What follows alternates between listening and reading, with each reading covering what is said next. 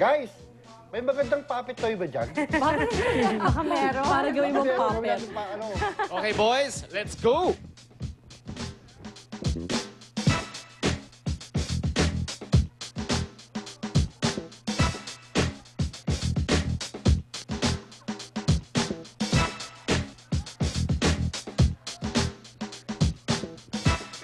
Kapuso. Alam, talaga parang bata na naman ako dito. Parang walang pakialamanan na to, pero okay lang. Kasi sa sobrang daming mga iba't ibang klaseng toys dito from different parts of the world, dito sa kanilang Toy Trade Show 2010 dito sa loob ng EDSA Shangri-La Hotel, talagang feeling mo bata ka. Yung sinakyan ko kanina, tinatawag nilang Razor E200 electronic scooter. Ipaplug mo lang for a few hours to charge, and then holy smokes, ang lakas ng hatak niya. Parang motorsiklo or parang scooter din.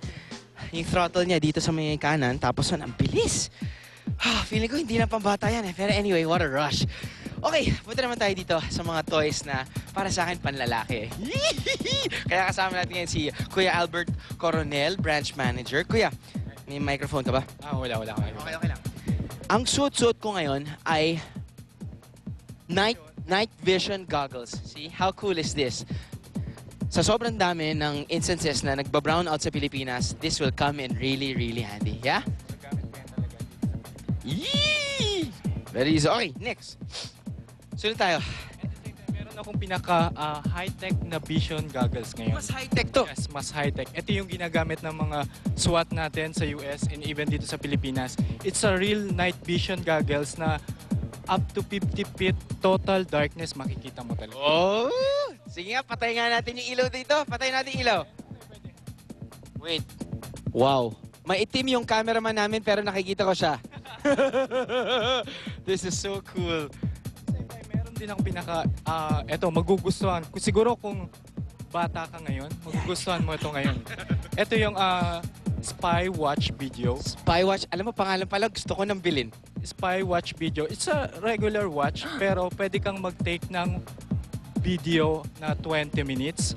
Pwede kang mag-take ng photo, 2,000 photos. 2,000 photos? Yes, 2,000 photos. Then pwede ka ring mag-record ng audio na 4 hours naman. Then pwede mo siya i-save sa computer, pwede mo siya upload Twitter, Facebook. So, I think yun yung mga magugustuhan. Medyo unlimited nga yung uses nito. Tapos kung mafe-feel nyo, medyo very light. And very comfortable.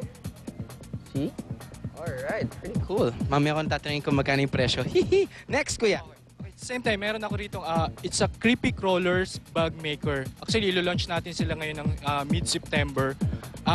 It's a unisex toys na pwede kang mag-create ng Iba't ibang klaseng bags? Iba't ibang bags. Pwede kang mag-create ng different insect.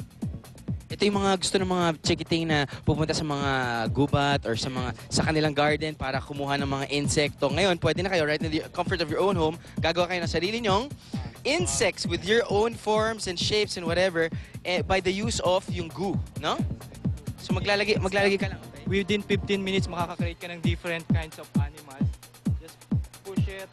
Tapos, i-cold mo na sa icy water. And at the same time, maganda dito, it's a recyclable. Meron siyang recyclable machine. So, kunyari, nagsawa ka na dun sa insect na yun. Imamash mo lang ulit. Mo lang siya dyan. Aba, parang ground beef, oh. Pwede na ulit. Recycle mo lang. Oh, wow. Pagkita mo dyan, it's a wall climb. So, nagka-climb siya. Kumbaga, pag tatapunin mo sa wall, magdidikit siya doon. Yes.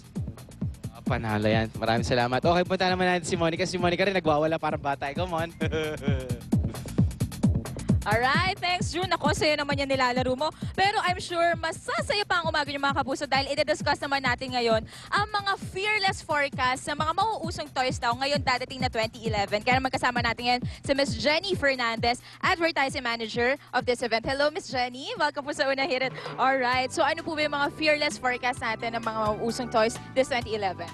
Ngayon pa lang, sobrang exciting at sobrang high-tech. I'm sure 2011 is going to be more high-tech, more fun. So, let's see. Magkukulat na lang tayo. Alright, so high-tech, yun po, yung abangan natin. Speaking of high-tech, itong nasa harapan natin, I think this is one of the toys na medyo high-tech na talaga, no ma'am? Ano po yung mga features ng toy na to? This is what we call the Zuzu Pets. Yeah. Zuzu Pets is the best alternative for real life pets. No? So no fuss, no mess. You don't have to clean up after them. May sensor na siya. Parang pet hamster siya. And then, meron siyang 4 na klase, no? And then may sariling personality. Alright, so this one, ito yung pwede ba natin buksan? Ayun, binuksan ko. Ito yung hamster. So this one, may sensor na siya. Nasaan po yung sensor located, ma'am? Yeah, here in the nose. Sa nose. So Yeah. when we say may sensor siya, kapag nilagay natin siya dito sa parang maze niya and magbabump siya sa, let's say, a wall, Yeah. iiwas na siya ng kusa. Yeah. Diba ganun, Alam na niya ma'am? kung saan siya pupunta. Alright, so ano Yeah. po yung mga features ng hamster na to? Ang mga hamsters na to, may 40 sound effects siya. 40 sound Yes, effects. 40 Wow. sound effects. And then you can collect all the environment para makabuild ka ng hamster habitat. Okay, Yeah. so para talaga siyang real hamster. Yes. Pero toy siya. Toy siya. Okay, thank you so much, Thank Miss you. Jenny. At sa aming pagbabalik, mas marami pa po tayong pag-uusap ang mga toys. Kaya pagbabalik po na hirit. Unang hirit, ang saya-saya. Sa unang hirit, unang hirit, unang hirit. Manggulat ka.